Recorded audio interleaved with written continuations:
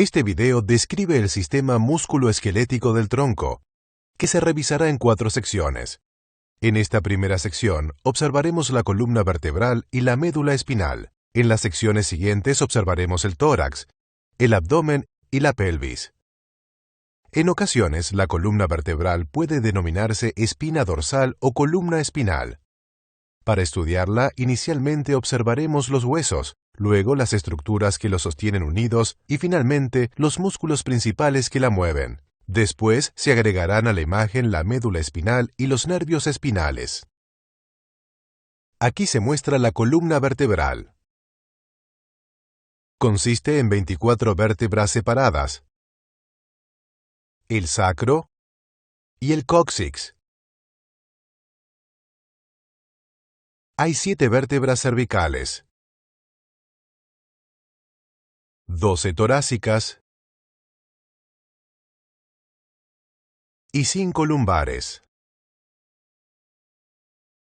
El sacro consiste en 5 segmentos vertebrales fusionados. El coxis, nuestra cola vestigial, consiste en 3 o 4 segmentos pequeños. La vértebra cervical más alta se articula con el cráneo. Las vértebras torácicas se articulan con las costillas. Y el sacro se articula con los 2 huesos coxales para formar la pelvis.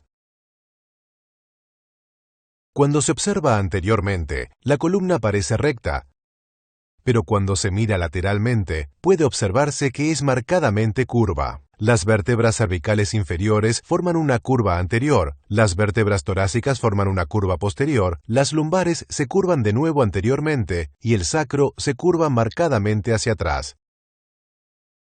Estas piezas de material representan los discos intervertebrales que se examinarán más adelante. Las vértebras de cada región se enumeran de arriba hacia abajo. En lugar de utilizar las palabras cervical, torácica, lumbar y sacra, normalmente se utilizan las letras C, T, L y S. Por ejemplo, se hace referencia a la cuarta vértebra lumbar como L4. Existen marcadas diferencias entre las vértebras de distintas regiones, pero todas tienen algunas características básicas en común. Para comprender estas características, observemos una vértebra torácica típica. Al frente, esta masa cilíndrica de hueso, el cuerpo vertebral, soporta el peso de todo lo que está por encima de la misma. Detrás existe un juego de platillos óseos y proyecciones que tienen 3 funciones: proteger la columna vertebral, proveer inserción a músculos y ligamentos, y articularse con las vértebras adjuntas.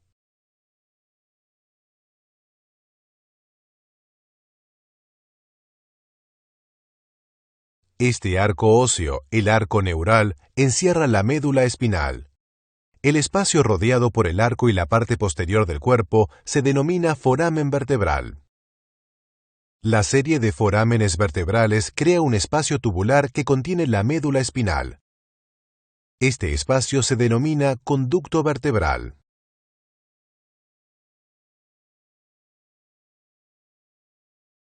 Esta parte del arco neural se denomina lámina, y esta parte es el pedículo. Hay una pequeña muesca en el borde superior del pedículo, y otra más grande en el borde inferior. Juntas, las muescas superior e inferior forman esta abertura a cada lado, el foramen intervertebral. De cada foramen intervertebral emerge un nervio espinal. Partiendo del arco neural, se encuentran 3 grandes proyecciones óseas denominadas procesos: un proceso espinoso en la línea media y un proceso transverso a lado y lado. También hay 4 procesos articulares fuera del arco neural, 2 superiores y 2 inferiores. Los inferiores se dirigen anteriormente y los superiores posteriormente. Los procesos articulares se articulan con las vértebras vecinas, formando 2 articulaciones sinoviales que permiten el movimiento entre las vértebras vecinas. Una vez observada una vértebra típica, identifiquemos las características diversas y especializadas de las vértebras. Iniciaremos con las cervicales, continuaremos con las torácicas y seguiremos con las lumbares. Se muestra aquí una vértebra cervical típica, la cuarta. Su cuerpo es pequeño. La superficie superior del cuerpo es curva, más o menos en forma de silla de montar. La superficie inferior tiene la misma curvatura inversamente.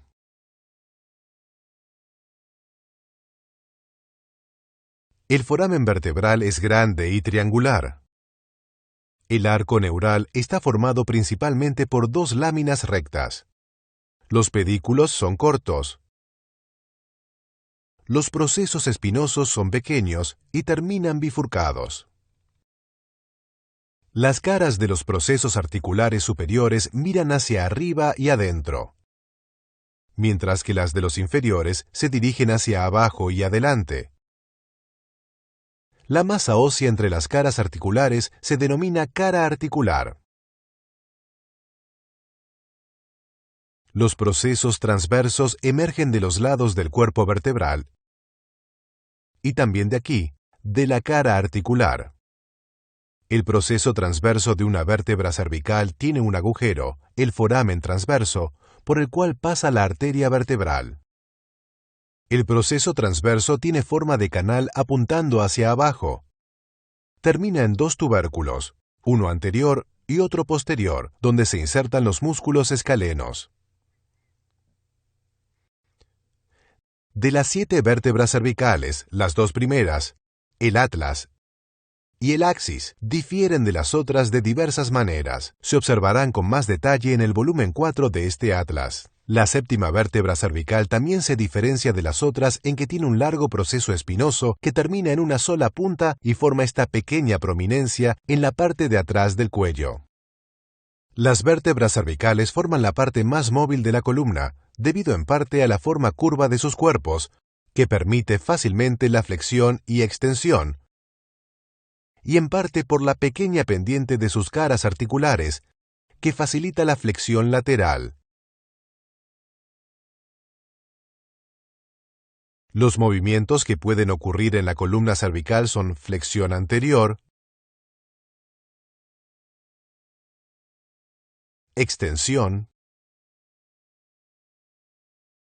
y flexión lateral para un lado o para el otro.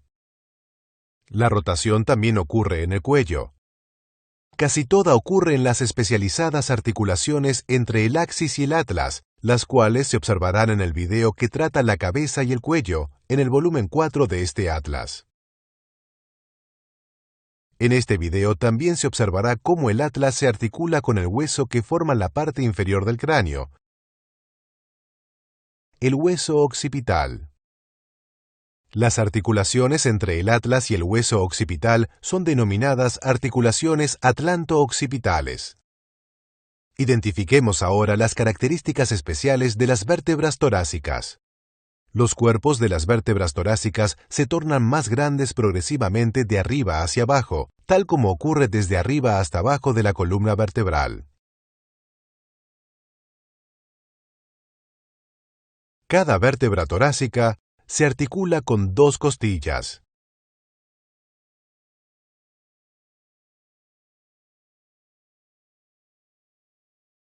A cada lado, la vértebra se articula con una costilla en dos puntos.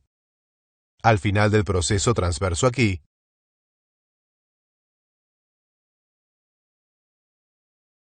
y donde el pedículo se conecta con el cuerpo, aquí. Se observarán las costillas en la segunda sección de este video.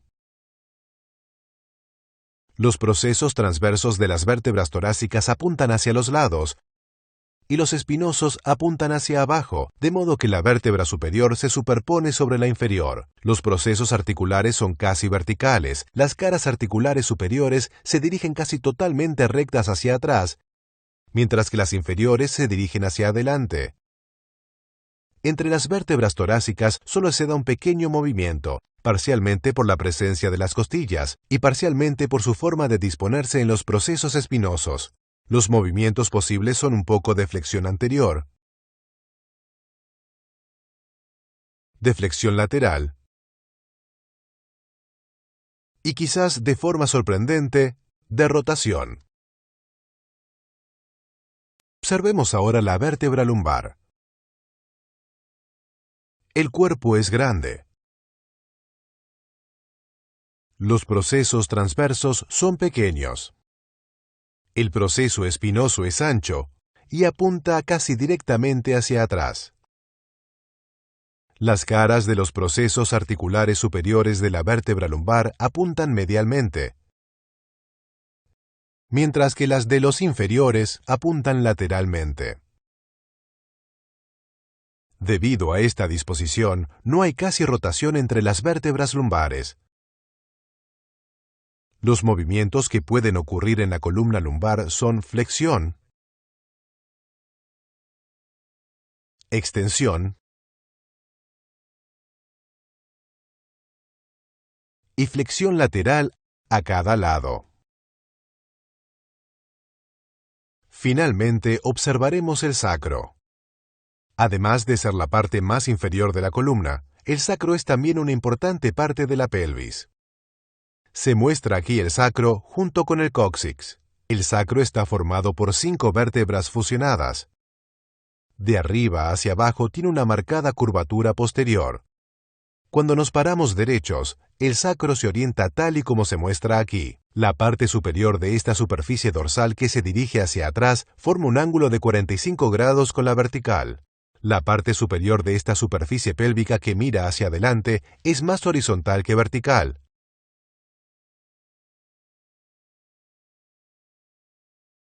En la superficie dorsal hay 2 procesos articulares para la quinta vértebra lumbar. El disco intervertebral más inferior tiene forma de cuña. Su forma se debe parcialmente a la muy marcada curvatura de la columna entre la quinta vértebra lumbar y el sacro. La parte más anterior del sacro se conoce como el promontorio sacro. El conducto vertebral continúa hacia abajo por la parte de atrás del sacro. Desde adentro del conducto vertebral, los ramos anteriores de los nervios espinales S1 a S4 emergen de estos forámenes sacropélvicos. Los ramos posteriores emergen de estos forámenes dorsales sacros. El conducto vertebral termina en esta apertura, el hiato del sacro, que tiene forma de V al revés.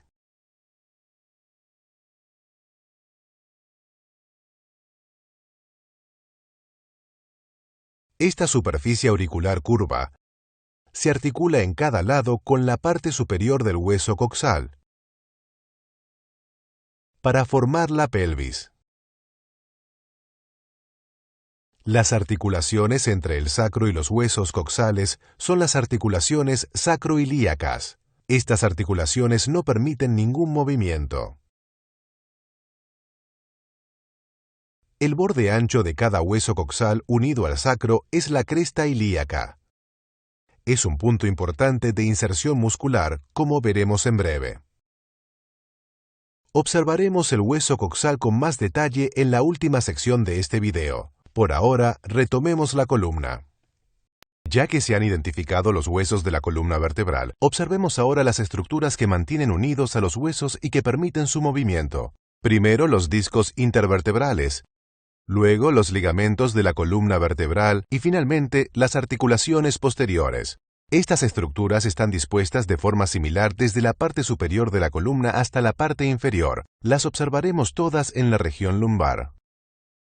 Aquí hay un disco intervertebral, que conforma un gran cojín de fibrocartílago firmemente anclado al cuerpo vertebral, arriba y abajo en toda su circunferencia. Si se hace un corte en el disco y se observa desde arriba, puede verse que está hecho de láminas concéntricas de material. El disco consiste en un anillo externo de fibrocartílago duro, denominado anillo fibroso, y un centro suave de un material casi líquido, denominado núcleo pulposo.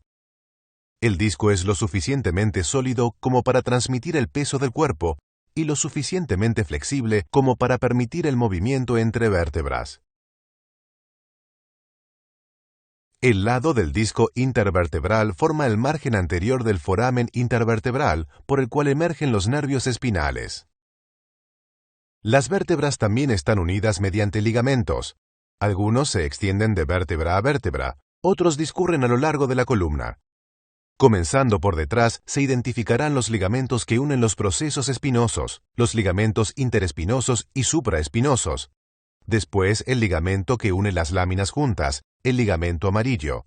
Finalmente, se observarán los dos ligamentos que ayudan a sostener los cuerpos juntos, los ligamentos longitudinales anterior y posterior. En primer lugar, los ligamentos interespinosos, que se muestran aquí. Discurren desde el borde inferior de un proceso espinoso hasta el borde superior del siguiente. Ahora se añade a la escena el ligamento supraespinoso. El ligamento supraespinoso emerge con los ligamentos interespinosos. Discurre a lo largo de la columna vertebral, conectando las puntas de los procesos espinosos. El ligamento supraespinoso sirve como punto medio de inserción para varios músculos importantes, como se verá más adelante.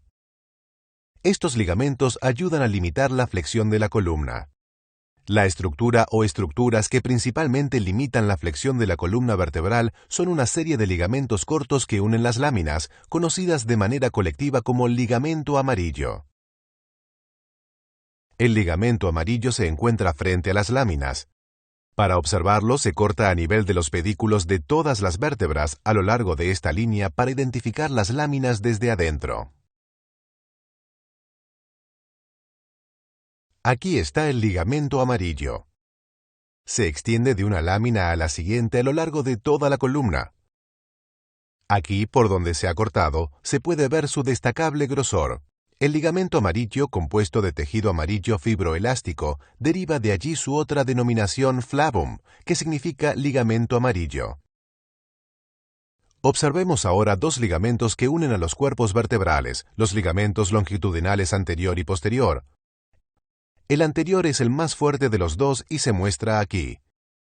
El ligamento longitudinal anterior cubre la parte anterior y los lados de los cuerpos vertebrales. Discurre a lo largo de toda la columna vertebral. Se cortará por esta línea para observarlo mejor. El ligamento longitudinal anterior es grueso y fuerte. Se inserta en los bordes superiores e inferiores de cada cuerpo vertebral. Limita la extensión de la columna. En extensión, la tensión del ligamento longitudinal anterior ayuda a prevenir el movimiento anterior y posterior de los cuerpos vertebrales entre ellos. El ligamento longitudinal posterior discurre a lo largo de la parte posterior de los cuerpos vertebrales. Para observarlo, se dividen los pedículos a lo largo de esta línea también, y se examinarán los cuerpos por sí mismos. Aquí está el ligamento longitudinal posterior. Es angosto sobre cada cuerpo vertebral y se ensancha para cubrir la parte posterior de cada disco intervertebral. El ligamento longitudinal posterior ayuda en menor medida a limitar la flexión de la columna vertebral.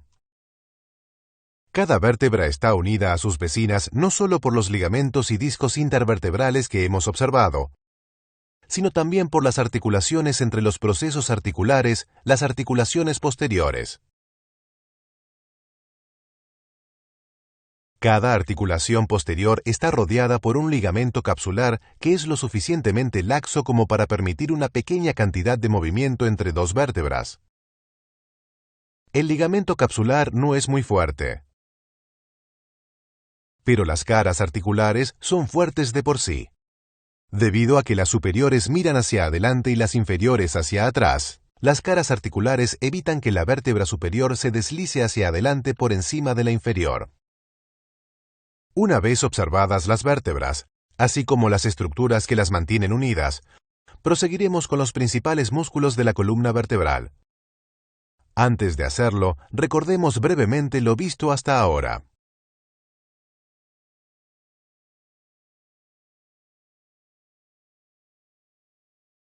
Aquí se muestran una vértebra cervical, una vértebra torácica y una vértebra lumbar.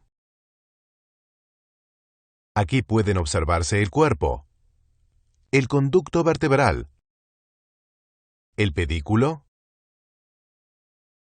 la lámina,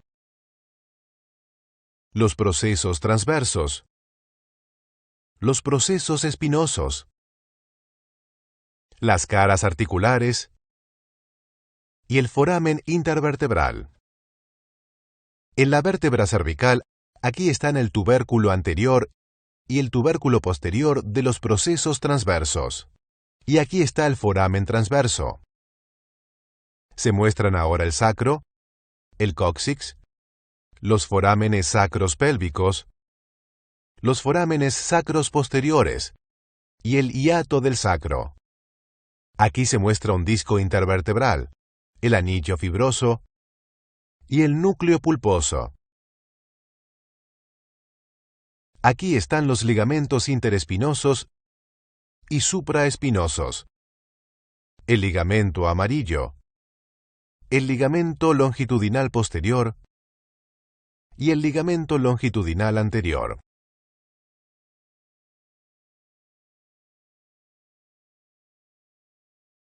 Observemos ahora los músculos. La mayoría de los movimientos de la columna vertebral son producidos por un amplio grupo de músculos que discurre a lo largo de la parte posterior de la columna. Son conocidos colectivamente como músculos paravertebrales.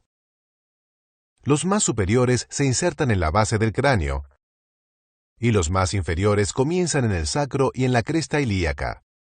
Algunos mediales se insertan en la parte posterior de las costillas, y muchos se insertan en los procesos transversos y espinosos de las vértebras. Se construirá la imagen de estos músculos desde adentro hacia afuera. Se muestra una disección de la región torácica media. En el lado izquierdo, todos los músculos paravertebrales están en su lugar, en parte ocultos debajo de una capa de fascia. En el lado derecho, todos los músculos paravertebrales han sido retirados. No estamos interesados por ahora en estos músculos externos, los elevadores y los intercostales. Ahora agregaremos a la imagen los músculos paravertebrales, comenzando con los que se encuentran más profundos, los músculos rotadores cortos y largos. Cada rotador corto se extiende desde un proceso transverso hasta la base del proceso espinoso de la vértebra superior. Cada rotador largo se dirige al mismo punto a la vértebra supradyacente, es decir, la que está justo una vértebra por encima. Los rotadores están entrecruzados por una serie de fibras musculares oblicuas que juntas forman un músculo largo, el músculo multífido. Cada segmento de multífido comienza en un proceso transverso y se inserta a los lados de los procesos espinosos, 2 o 4 vértebras por encima. Los rotadores y los multífidos se extienden a lo largo de toda la columna. Su acción es producir rotación de la parte superior de la columna hacia el lado opuesto. Estos músculos profundos rotadores están cubiertos por músculos mucho más grandes. Para identificar los músculos paravertebrales que faltan por observar, los dividiremos en un grupo inferior, los músculos largos de las regiones torácicas y lumbares, y un grupo superior, los músculos largos de la parte posterior del cuello. Los dos grupos se superponen. Primero observaremos el grupo inferior. Se conocen colectivamente como músculos erectores de la columna. Forman una gran masa de músculo que se extiende desde todo el sacro hasta la parte superior del tórax. En sus orígenes, están unidos. Discurriendo hacia arriba se separan en 3 músculos un tanto distintos: el espinoso, el longísimo del dorso y el iliocostal lumbar. Los músculos erectores de la columna comienzan en este gran tendón común, que está anclado a los procesos transversos de las vértebras lumbares, a la parte posterior del sacro y a la cresta ilíaca. El músculo espinoso se inserta en los procesos espinosos de las vértebras torácicas superiores. El longísimo del dorso se inserta en las 9 costillas inferiores y en los procesos transversos adjuntos. El iliocostal lumbar se inserta más afuera, en las 6 costillas inferiores. Los músculos erectores de la columna son importantes para mantener el cuerpo erguido. La acción que tienen depende de si se contraen en ambos lados simultáneamente o solo en un lado. Cuando solo se contraen en un lado, producen flexión lateral de la columna, a un lado o al otro. Cuando se contraen en ambos lados simultáneamente, su acción produce extensión de la columna lumbar y torácica, enderezando la espalda cuando nos paramos a partir de una posición inclinada y manteniéndola erguida cuando nos inclinamos hacia adelante. La acción del grupo de erectores de la columna es contrarrestada por músculos de la pared abdominal que veremos más adelante en este video. Por encima de los erectores de la columna y superponiéndose sobre los mismos, están los músculos largos de la parte posterior del cuello, que observaremos brevemente en este punto. Son el esplenio, dispuesto oblicuamente, y el longísimo. Y por debajo de los mismos, verticalmente ubicado, el semiespinoso. Aquí se muestra su extremo superior. Se observarán los músculos del cuello con más detalle en el volumen 4 de este atlas. Continuemos con la observación del contenido de vital importancia del conducto vertebral, la médula espinal, los nervios espinales y las capas de tejido protector que las rodean. Observaremos primero un corte transversal del conducto vertebral. Este corte que se muestra se ha realizado a través de la sexta vértebra torácica. Aquí se muestra la médula espinal, solo llena en parte el conducto vertebral. En cada lado hay dos líneas de filamentos nerviosos, uno que comienza en la cara ventral y otro en la cara dorsal del cordón. Estos filamentos forman los nervios espinales, como podrá verse en un momento. La médula espinal yace en esta fuerte capa protectora, la dura madre, tapizada en su interior por una membrana anclada débilmente, la aracnoides. La médula está cubierta por una membrana externa anclada firmemente, la pia madre. El espacio entre la aracnoides y la pia madre se denomina espacio subaracnoideo. En el cuerpo vivo está lleno de líquido cefalorraquídeo. El espacio entre la dura madre y la pared del conducto vertebral se denomina espacio epidural. Está lleno de grasa, tejido conectivo laxo y vasos sanguíneos. Para observar el contenido del conducto vertebral de principio a fin, lo visualizaremos desde atrás, en una disección en la cual las láminas han sido divididas a lo largo de estas líneas, así como han sido eliminadas. Aquí está el sacro. Y aquí, la base del cráneo. Los tejidos que ocupan el espacio epidural han sido eliminados para obtener una visión clara de la dura madre. Aquí se muestra la dura madre. El manguito de dura madre se denomina saco dural. Está abierto en la punta superior y cerrado en la inferior.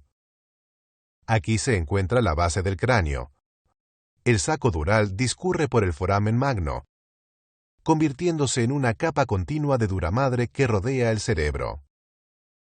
En la punta inferior, dentro del conducto vertebral del sacro, el saco dural se va adelgazando hasta terminar afilado a nivel del segundo segmento sacro. Para observar la médula espinal, se divide la dura madre en la línea media y se aparta hacia un lado. Aquí está la médula espinal.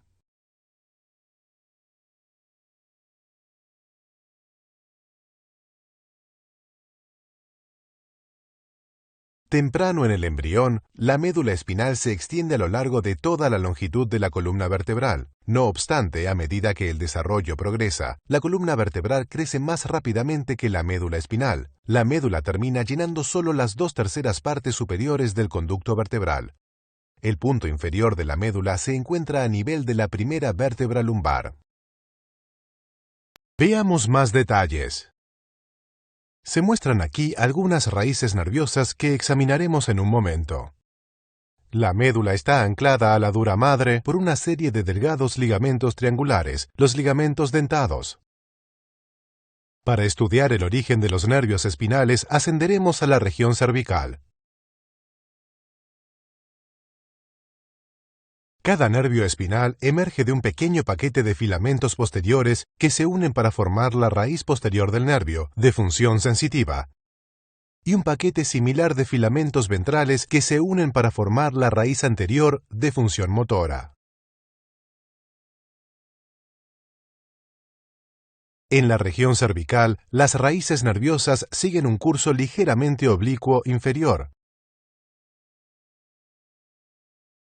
En la región torácica su curso se torna más oblicuo. Aquí, justo en el punto final de la médula espinal, esta línea continua de filamentos nerviosos da lugar a numerosas y largas raíces nerviosas que discurren verticalmente hacia abajo, casi ocultándose en cada punto final de la médula, aquí. Por debajo de este punto el saco dural está ocupado no solo por la médula, sino por esta correa de raíces nerviosas verticales, lumbares y sacras, la cola de caballo.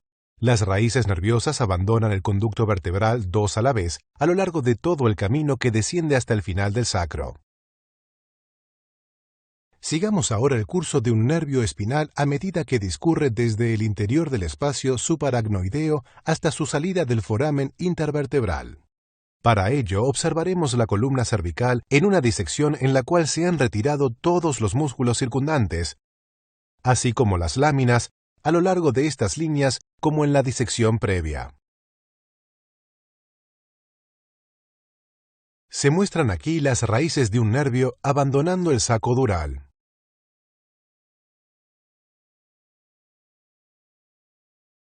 Aquí se encuentra el nervio, emergiendo del foramen intervertebral. Para ver el curso completo del nervio, es necesario retirar esta parte de la vértebra. Aquí está la raíz posterior del nervio. Y aquí la raíz anterior.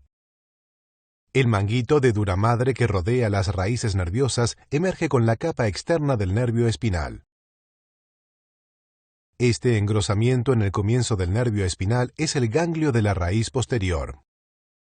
El nervio espinal discurre hacia adelante y lateralmente para salir desde el foramen intervertebral. Para observarlo de forma más clara, regresaremos a la etapa precedente de la disección. A medida que el nervio espinal emerge, este se divide en este pequeño ramo primario posterior y este ramo primario anterior más largo.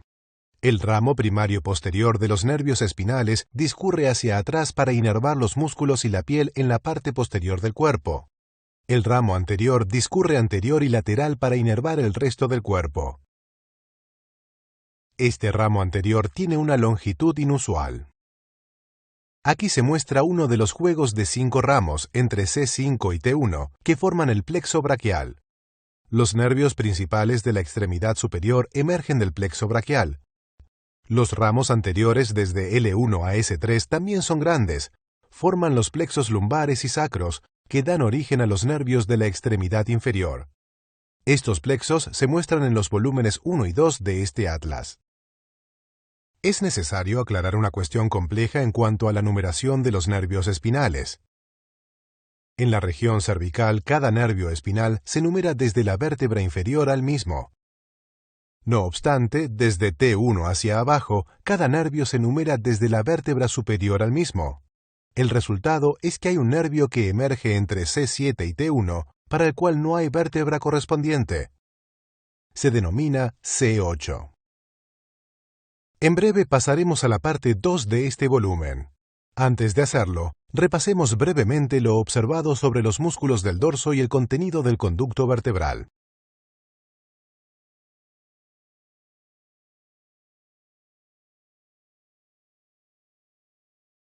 Aquí están los rotadores cortos, los largos y los multífidos. Aquí se muestran los erectores de la columna, el espinoso, el longísimo y el iliocostal lumbar. Revisemos ahora las características del conducto vertebral. Aquí están la médula espinal, la dura madre, la aracnoides, la pia madre, el espacio subaracnoideo y el espacio epidural. Aquí se muestran los filamentos posteriores formando la raíz posterior y los filamentos anteriores formando la raíz anterior. Aquí está el ganglio de la raíz posterior o ganglio espinal. Aquí están el nervio espinal, el ramo primario anterior y el ramo primario posterior. Finalmente, aquí se encuentra la cola de caballo.